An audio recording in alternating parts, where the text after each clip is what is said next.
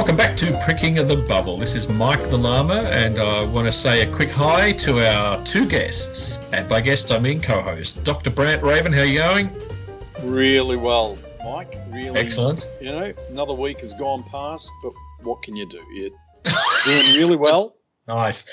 All right. And Audio Pete, how you doing? I'm doing really well, Mike the Llama, and hello to you, Doctor. How are you? Audio Pete. Need to hear more from you, Audio Pete. Yeah, audio does not mean silence. That's right, he's on mute. No. I'm just in awe of the wisdom that's pouring out of your mouth. So wow, something was just pouring out of your mouths. It wasn't wisdom. All right, so now, quick reminder to our listeners what we do here. In fact, you know what? Dr. Raven, why don't you tell us what it is that we do here? Well, what we do is you usually come up with a topic of interest. It can be a controversial topic, a political topic. It could be something in science. It could be popular culture, pretty much anything. And you present a topic, and then we have a discussion about it. We have a bit of a chat. Are we trying to prick people's bubbles? Often we agree. Often we disagree. And the whole concept is to prick people's bubbles, to be able to say, well, maybe you knew about this topic and maybe you had a different idea about this topic. Let's give you our idea and see if we can change your mind. And maybe you can take some of our ideas and go and change other people's minds. We often change each other's minds. While you're doing that, get them to listen to the podcast, because we've all got some really strong opinions. Those on this particular podcast, but as general people, as humans, we've all got very strong opinions. So why not use our voices to discuss and inquire and discover? Yeah, that's the whole idea of this. Very nice. I'll just remind you that you told me to make it short and choppy. Okay, so today's topic. Very nice. Thank you. Today's topic is success. Oh, success. So either of you, do you see yourself as being successful? In areas of my life, yes, I would say so. Right. But I don't think so if you count it as the standard wealth and fame and all those sort of things that people would think, oh, they're successful. Look at all the money they've got and all that. So you've actually kind of gone to my next thing. Are the standards that you're judging your own success on the same standards that you would judge the success of others? Hang on. I haven't answered the question. No, I'll get to you in a minute. You in a minute. Just shut your lips. So, Peter, would you say that's an accurate statement? Are you judging people the same way you would judge yourself? I think the way it's hard to judge how successful another person is because you don't know what things they value as being successful things. Because some people actively could be a lot wealthier than what they are and have chosen not to do that. You know, they might have given up a lucrative job to be chase other areas of their life. A podcaster, yeah. Yeah. So, career podcasting. They might be successful in what they've set out to achieve, but not successful in the normal, shallow ways that we might, measure success. All right. So, Dr. Raven, yes, now you can go ahead. What do you think? Do you gauge yourself to be a success or successful? It's hard to say. It's such a complex question.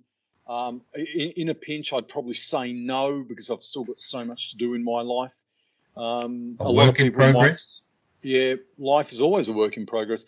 A lot of people might look at me and say that I am, but they're going to judge my success based on their standards, I suppose. Yep. They're judging, they're looking at me and judging it by what they think. So I don't know. It's just a very, very hard, very complex question to answer.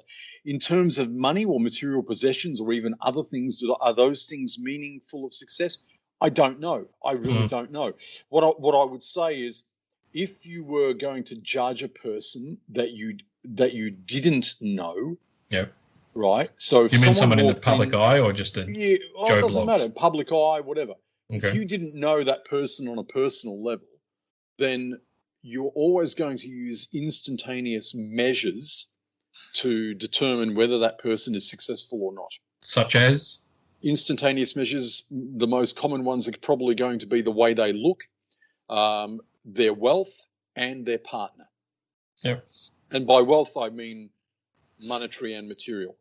Yeah. All right. So you're saying that the standards that you might be judging these other people, that's not necessarily how you're judging yourself.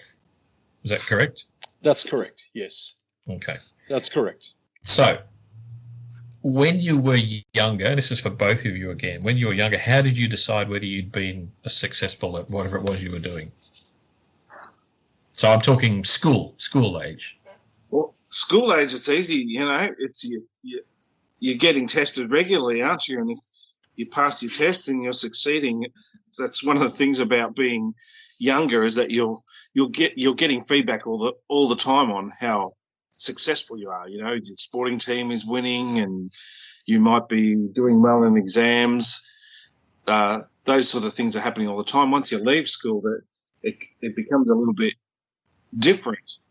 Well, that's why I'm going to just stick for the moment with the school stuff. So for you personally, yes. Quite aside from whether a teacher gave you a mark or something, so whatever it was you were doing, yes. How did you gauge at that time? I know we have to think back a good 70 or 80 years. Sorry. I usually leave those insults to Dr. Raven. But anyway, so thinking back to all that time ago, can you think about any times or anything that you did where you thought, well, that was good, I did that well, or I was not successful, or I could have been better? It's a hard question. I understand that. Is there anything that springs to mind? Well, I suppose sometimes the fear of not succeeding will stop you from setting certain goals. Yeah, that's true. That's true. Because you think, if I set that goal and I don't achieve it, I won't succeed. I won't be a success. And like I said, there's enough of those during your school years. There are enough of those little goals set for you that, I in my school days, I did taekwondo, and you had regular gradings, and you got feedback, and you had competitions, and everything was scheduled and regular. Yeah. And with assessments. And you were feeling successful because you were achieving those goals you'd set out. But when all of a sudden you're left to set your own goals, and work out what success means to you, it becomes a little bit more frightening. I'd say. I know I keep skirting around the school days sort of thing, but for me, like the school days, I suppose I focused on the academic side of things because I wasn't succeeding socially, or especially at the first high school I went to, it wasn't a successful social time for me, put it that way. Mm. So you'd throw yourself into your academics instead and try to achieve in that regard. I can give you the one for me that I think back on. So I remember it would be grade 4. So how old are you in grade 4? What, 10 or something? 9 maybe? Yeah. I can remember we had a test that was just the times tables, and it was all mixed up, and there were 2 columns, and you had a certain amount of time to complete these. Oh, I think I remember that. Yeah, I remember something similar. Yeah, and the teacher would say, right, time starts, go for it. And I remember doing it, and the teacher said, right, stop. And I'd only got halfway through. And I thought, oh, that's not very good, because there were other people around me who had finished. And so I went home and decided I needed to learn my times tables, because I was a bit embarrassed by that. And so a couple of weeks later, maybe a month or 2 later, we did that test again, and I zipped through it and finished it all, got it all right, and it was fine. And I saw that probably, and keep in mind, this is like 9-10 years into my life, I remember that distinctly as being a moment that I thought I had succeeded at something. I had failed at it before, and then I put some effort in and actually then succeeded. It can be something as minor as that, I guess, especially for me, that you think, okay, I've now discovered that putting a little bit of effort, I can get a reward for that, and the reward is effectively a bit of success. Dr. Raven, you said you did similar sort of things. I assume you've been academically minded all along, whereas I've been academically minded all my life. Yeah, so some of us had to kind of work at it, and so Maybe how we gauge our success is a little bit different in that respect. So if something comes naturally to you, you might be harder on yourself, maybe? Well, yeah. I mean, that's a fair thing to say, I suppose. Yeah, that's a fair thing to say. Look, it's just so difficult. I remember having exams. I remember having a lot of things like that, but I don't remember ever feeling successful, even when I've had really, really good results. Yeah. I get a lot of good feedback at work. For example, people are always saying great things about me, wanting to work with me. Really, really, really wanting to work with me, and that's great, and I absolutely love it. I thrive on it, but I don't feel successful for that. And I suppose, and at some level, I probably should, because someone wanting to work with you is, there's no higher thing, is there? You could get a pay rise, a $10,000 pay rise, and there's a lot of things you could do with 10 grand. But someone actually saying, "I've worked with you before, and I want to work with you again," bloody hell, man! That's I value your knowledge, I value your contribution. I want to work with you again. That is a very freaking high endorsement, right? But that is again an external source that's giving you an assessment of your worth or your value. You're not doing that internally. You're not thinking, "Yes, I am successful or worth it" on your own. You're requiring, or whether you're requiring, you're receiving that boost externally. So is that significant in this conversation? Well, it is. I mean, everything is significant. You receive your inputs internally and externally. So yeah, I mean, it's important on both levels. But again, think of we'll go a superficial level. Think of a movie star. So some famous movie star who is, attractive and everyone loves them and thinks that they're fantastic, but they may not personally feel that they're a success. Yet they're getting on a reasonably regular basis, they're getting feedback from the general public that they are. "I want to see your film. I think you're beautiful. Marry me, blah, blah, blah." They're getting that feedback. So maybe there's a point at which you switch that off because it feels less than genuine. But what's the point you're making?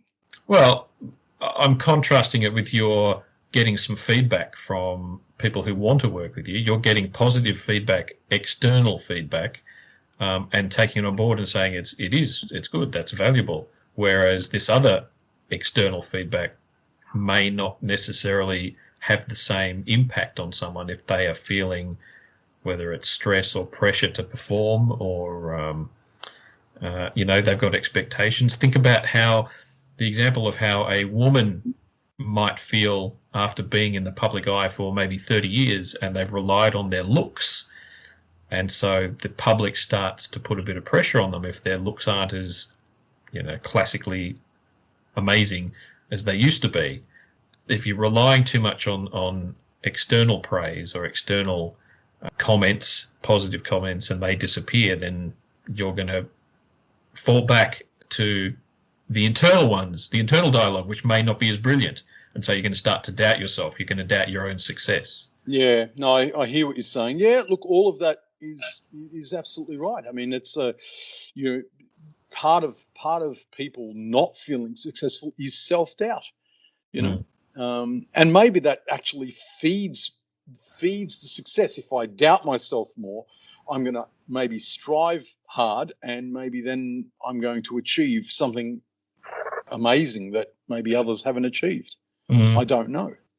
Sorry, I was going to say the other thing is we talked about school sort of things, as Peter sort of suggested. You're being tested on a reasonably regular basis.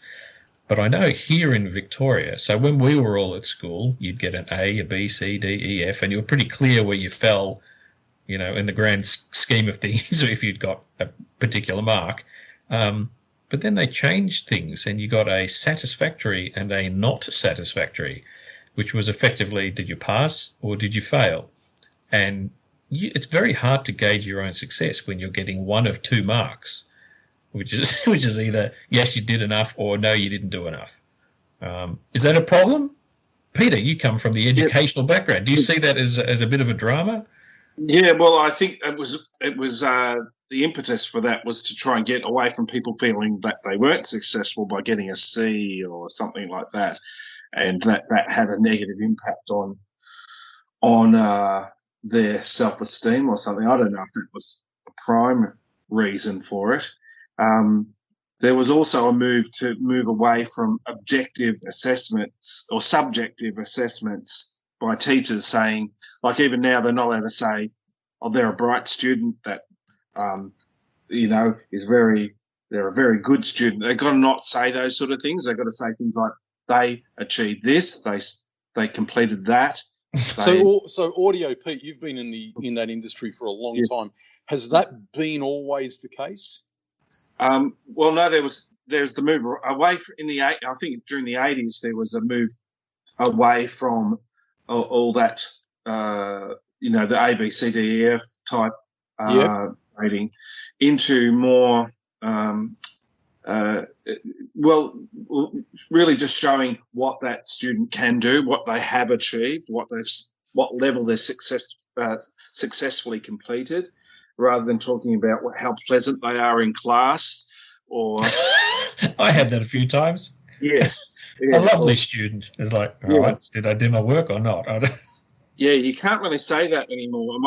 I only just spoke to my daughter this morning. She's a high school teacher, and she's doing her reports at the moment, and she's going through that whole process of giving feedback on her students' success or lack thereof, or in a lot of the cases that her students are doing really well. Some of them have really blossomed during COVID lockdown. A lot of students actually really responded to being able to work without distraction.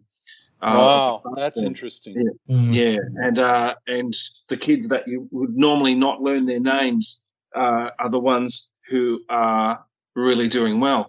And she feels a bit frustrated that she can only say satisfactorily completed. She wants to be able to say marvelous things about them because she can see how much work they put into their project, this kind or another, and how much they've improved. And she's sort of thwarted in her want to say marvelous and wonderful things about them. She just has to keep it very clinical. Gee, that must be such hard work, man. Especially at writing that age. Reports about students and evaluating them in that way. But especially you thrive on feedback at that age as well. Yeah, yes. You do. Yeah, your self-esteem is at, I think, possibly, I'm talking as a non-psychologist here, but I think that during your early teens especially, that's when your self-esteem is perhaps at its lowest in your life, or perhaps at the most vulnerable, put it that way. You listen to criticism, take it to heart sometimes, and not process it very well when you're that age. So I think the more good things you can say about people at that age, the better. Look, success is just, it's a very broad topic, and it's really, really one that's hard to analyse. The one comment that we should probably try and unpack, or the one point we should unpack, is the impact of social media on the concept of success, and how terrible social media has been in this regard. And I firmly believe, I'm going to go out on a limb. Gee, that's a surprise, right? Right. Yes. I firmly believe that the establishment, whatever you want to call that, and it's not a conspiracy theory, people in general don't want you to be successful. They don't want you to be successful. The less successful you are, the more upset with yourself you are, the more unhappy you are, the less you may be more successful than anyone, but they want to convince you that you're not. I think it can be split. Some people worship success, especially when you're talking. I'm talking in the general sense. In the general sense, if I speak in the general public, the general media, the corporation layer, the government layer, none of those people want you to be successful. Success and happiness is not good for their economy, right? If you're successful, if I'm happy with the TV that I have today, I'm not going to go out and buy another TV. right? If I'm happy with my life, I don't need a self-help book.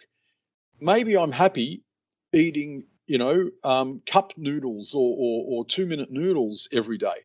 If I'm happy eating 2-minute noodles every day, I'm probably not going to be very healthy, but yes. but if I'm happy doing that, I don't need to buy other things. And if I don't need to buy other things, I don't need to work as hard. And if I don't need to work as hard, then it the economy. So they don't want people to be happy. They don't want people to be satisfied. They don't. Please take my points on board. Government, corporates, they don't want you to be happy and satisfied. Their business model is based on, and especially churches, they don't want you to be happy and satisfied. All right, hold on.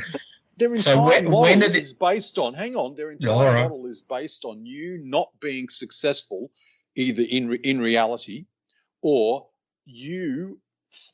convincing you that you are not successful and that you will achieve success once you purchase that new television. You will achieve success once you get that degree and go on and work for the man. But who's all that aimed at? What age group are we saying? Because is that what kids get? I don't think kids get I think that's aimed, if I had to throw out a number, I'd say it's aimed from early teens until you're dead. Right. Right? No, right. I'm serious. I'm absolutely deadly serious. I think it's aimed from early teens, from when they turn 10 or 11 or 12. That's not really a teen year. First one's 13, but anyway, let's say 13. It's aimed at the age of 13 until you're dead. They want to, and social media has perpetuated that to unbelievable and unexpected heights. It really has, right? Social media has pushed that envelope so high, so far. And people now are being so controlled by social media that I have to really wonder whether anyone would ever think of themselves as being successful ever.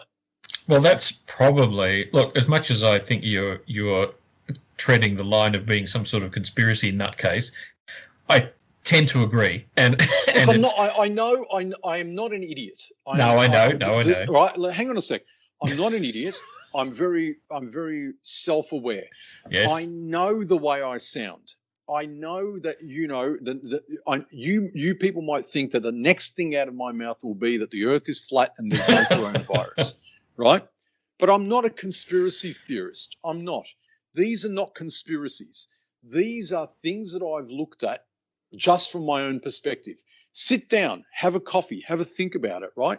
When things open up, go to a cafe, sit down, have a good think about things, and you'll see how right I am. It should shine like a beacon. People in general don't want the average person to be successful. Success is not good for business. It's logical.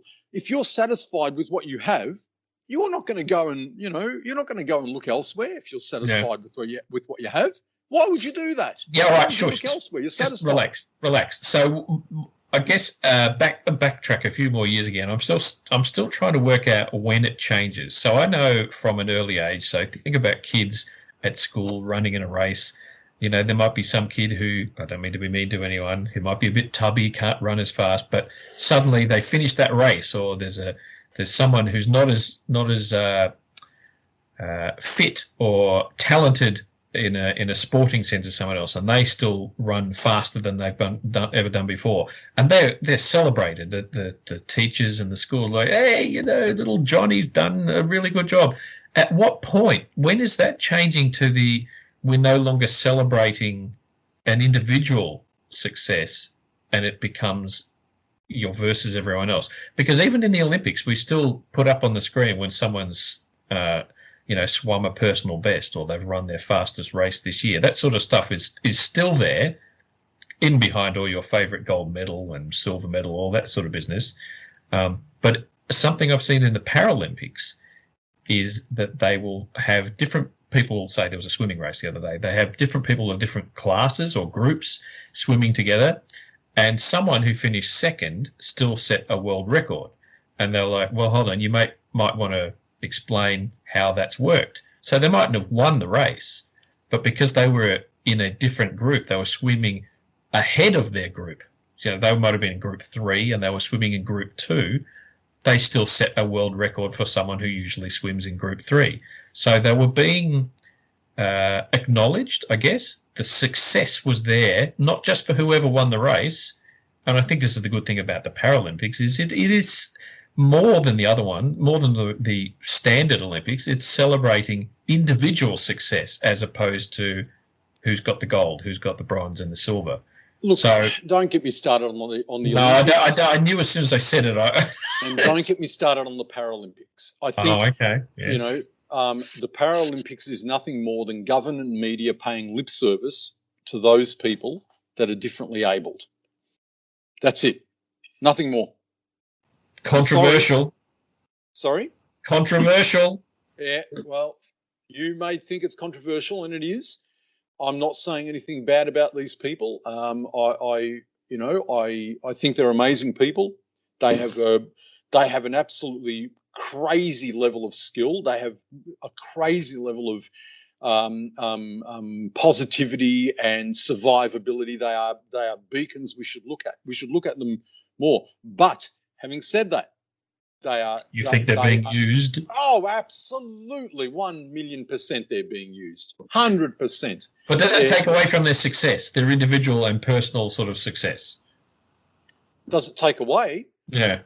It does a little bit. Yeah, well no. To them, do you think it takes away? You'd have to ask one of them. Yeah. Maybe we need to get a Paralympic guest onto our podcast. And discuss. Yeah, well, I mean, I'm not saying anything bad against them.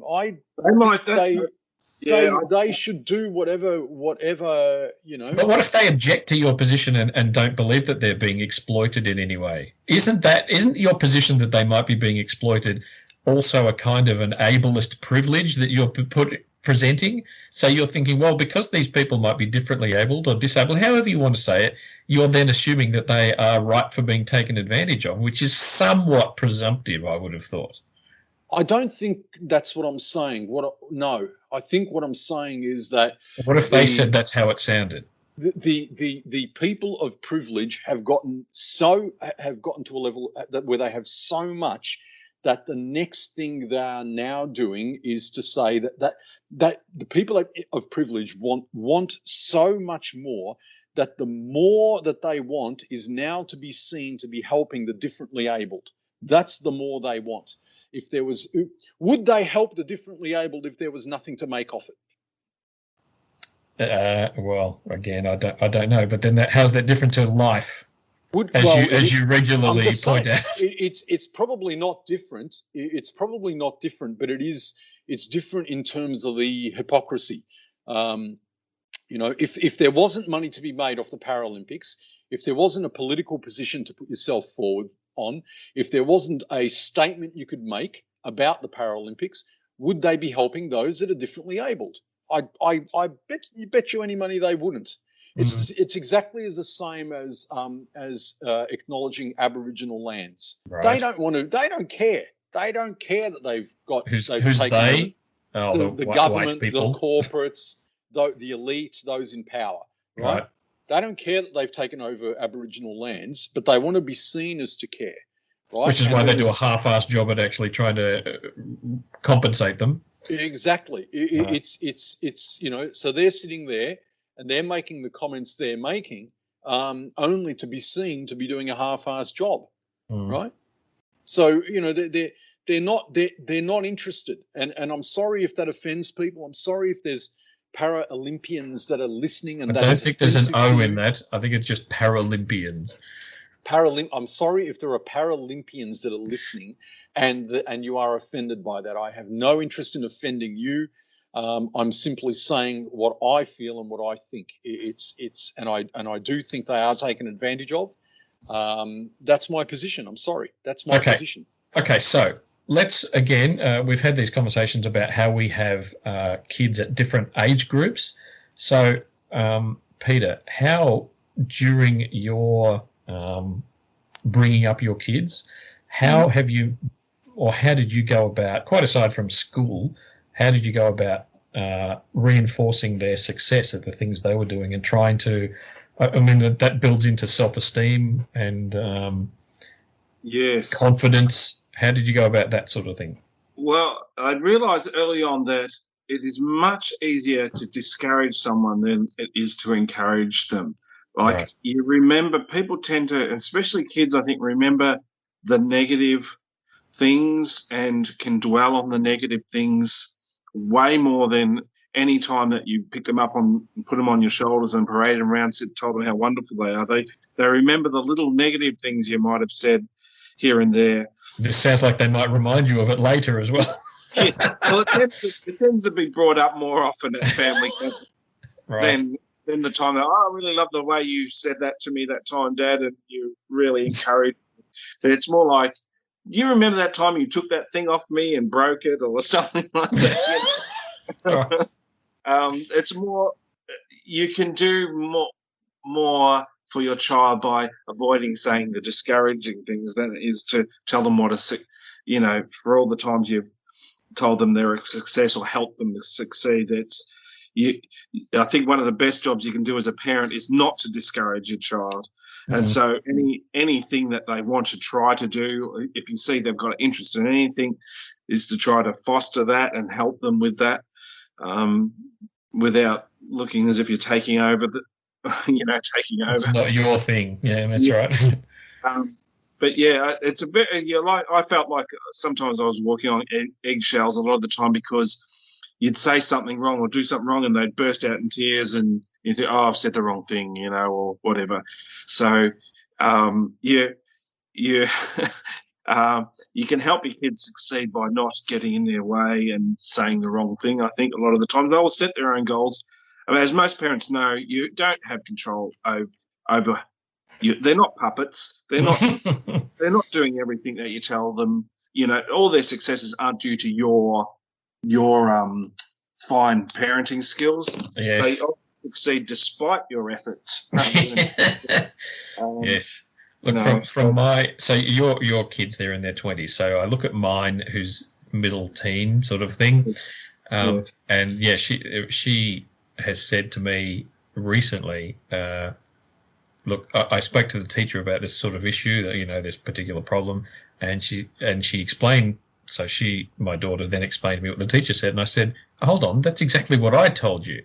And she said, yeah, but sometimes you need to hear it from someone who's not you. Yeah. And so you can encourage, you can do those sorts of things, but it doesn't matter. You're still a person who's seen as someone who's either saying, come on, you can do better, or, oh, here, let me help you with that. Oh, I don't want to do it right now. No, we're going to do it right now. And it's not, that introduces a negative sort of thing. So that I hear what you're saying. There's success that they might gauge on themselves might also be determined by how you respond to leading into that issue, or not just the result. So it's not just whether they've done well, it's how much of a hard ass you've been, or how much pressure you've put on them leading into it. Dr. Raven, yours is even younger. How do you encourage, how do you celebrate individual successes that you quite often tell me, you'll send me a video of when Junior Raven has succeeded at her martial arts, or when she has played a song. So I see that as you celebrating her success. Do you tell her that you've shared it?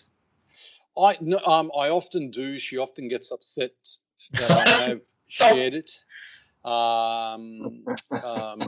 Yeah. I mean, how do we celebrate? So a negative from a positive, excellent. we'll often, no, she doesn't always get upset. And sometimes I tell her that I'm going to share it, and she'll often agree to it or whatever. That can be a good indicator of how proud or how much they see that as a success themselves as well, whether they're willing to share something like that. Exactly. So, yeah, I mean, it just, I mean, how do we celebrate? Sometimes we'll go for dinner. In the past, when things were more open, I would take her out, just me and her, to go and have a little coffee, or a little baby coffee, or a little a biscuit or a cake or something like that. So we would often celebrate with that, often celebrate with a movie or a good book or whatever. But my key thing for my little one is to make sure that she realize, I always let her know how proud I am. And I always say to her, I'm proud that she tried. I'm proud that she tried to do something.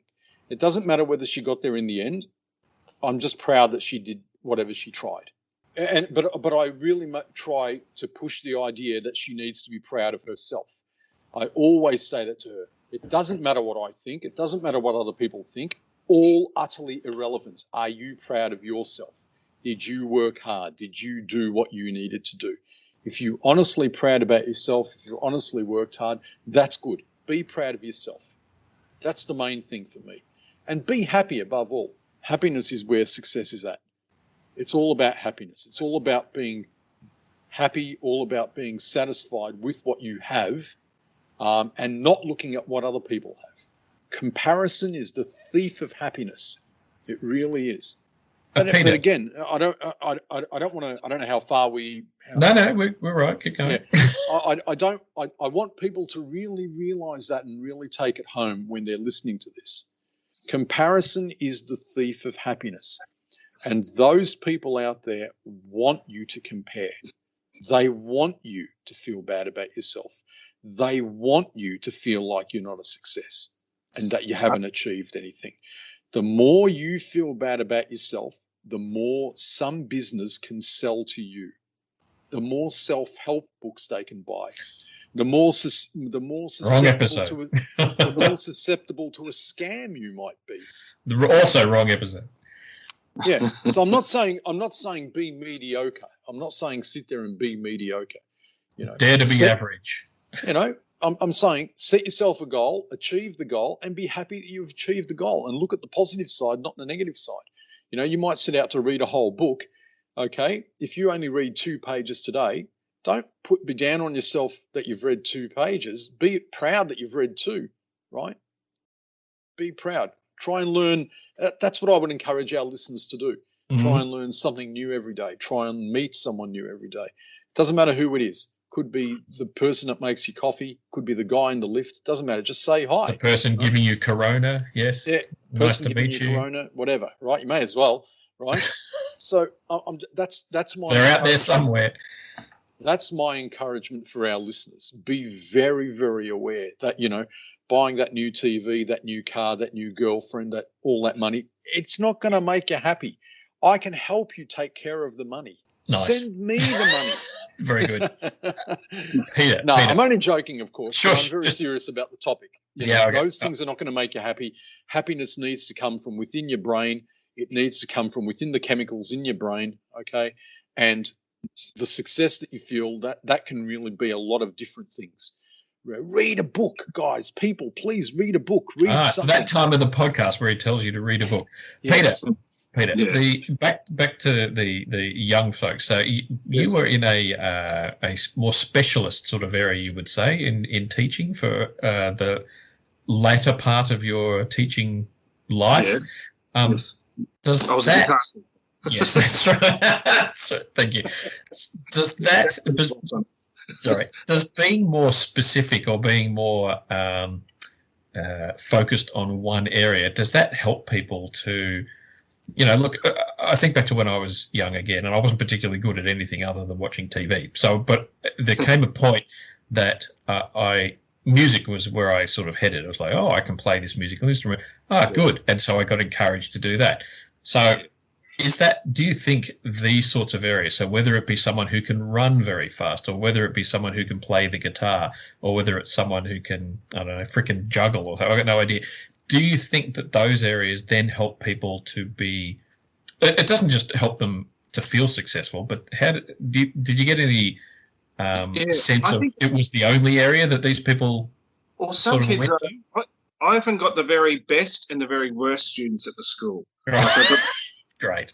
It really was a mixture of, I had really quite bright kids who did music as well as, everything else and were super successful. And then I had the kids who would only come to school for their guitar lesson, and then they'd go home and they'd be smelling of marijuana and whatever. Excellent. This is not primary school, I'm guessing, anymore. Yeah, no, this was secondary school. Right, okay.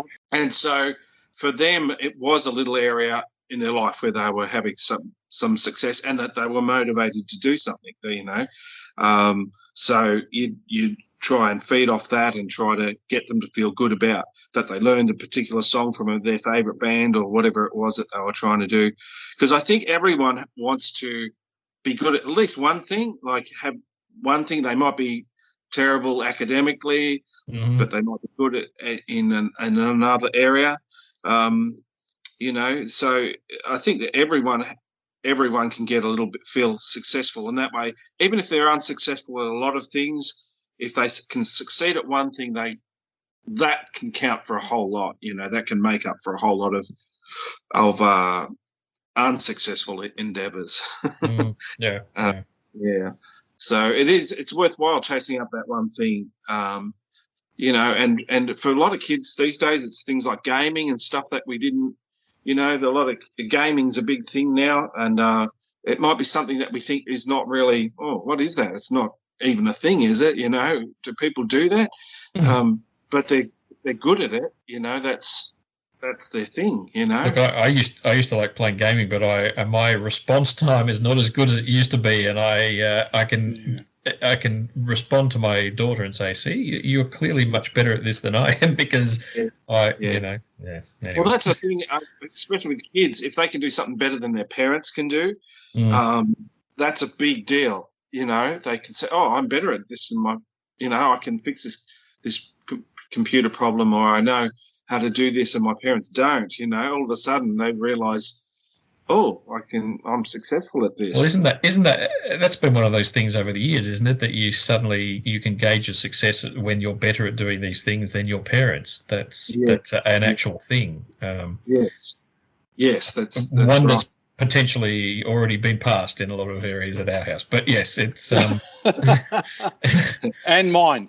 Yes, yeah, that's right. How old is he again? Yeah, so it's look, I think clearly success is going to be very much down to the individual and how they've been brought up to judge themselves and whether they necessarily judge themselves against others. So yeah.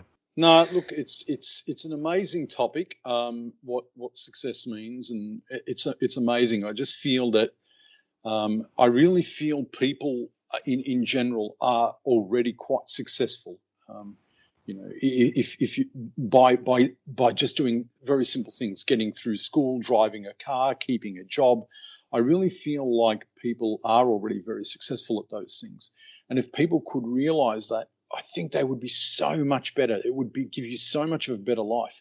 But that doesn't sell TVs.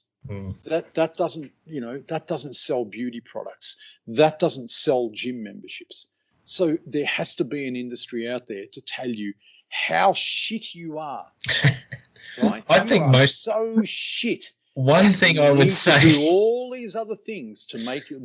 But you're shit, and we have the solution for you.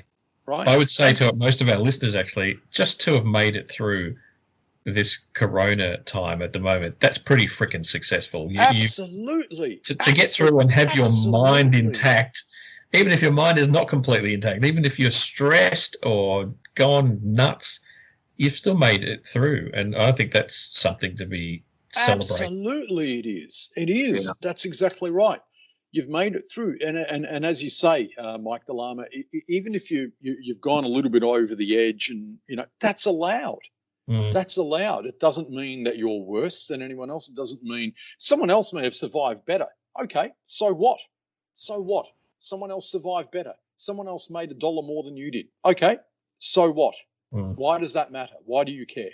I certainly wouldn't be judging any of those people differently just because they've made a bit more money. I would be just saying, again, everyone, if you've got through this, even if you're struggling right now and it's really horrible, you're still a success. This is the shittest sort of period of time everyone who's alive, who hasn't been in a war, I would argue, has experienced. So, there's nothing easy about any of this. So. Exactly right. And we're not talking about specifically about the virus, though. We're talking about life. There's nothing necessarily easy about life. You've already started off as a success. soon as you're born, you've been a success because your sperm won a race, so you're already a success. Exactly right. So if anyone takes anything away from, hopefully not that sentence, but yes, if from anyone this takes podcast, it's to really realize that you are a success, realize and encapsulate your own happiness. I'm not trying to sell you a book. I don't want your money, right? Encapsulate your own happiness and realize that those people that are selling you solutions are pretty much real charlatans. They're not selling you anything. They're not selling you the right answer. The right answer is already there. It's within you, and you just need to discover that. You need to just discover it, and it's a hard freaking path sometimes to discover that and accept yourself. Could it be also as simple as saying if you're judging your success on others and people are telling you you're not a success, talk to someone different because you may be a success in their eyes. It shouldn't be. You shouldn't be judging your success on brands or celebrities. Let's put it that way. That celebrities are not for real people. They're not. They're manufactured. Anyway, guys, thank you. I think we will leave it there. I think it's been a successful podcast. It has. Right. How do you judge that? By what criteria? It's a really, really good topic. I don't know. It's certainly not by the number of likes. That would be depressing. Yes. Really, really good topic. Yes. All right, everyone. Thank you very much for joining us. We'll see you in the next one. Thank you, Dr. Raven. Thank you, Audio Pete. Thank you, Mike the Llama. Thank you, Doctor. We will see you soon. All righty. See you guys. Bye-bye.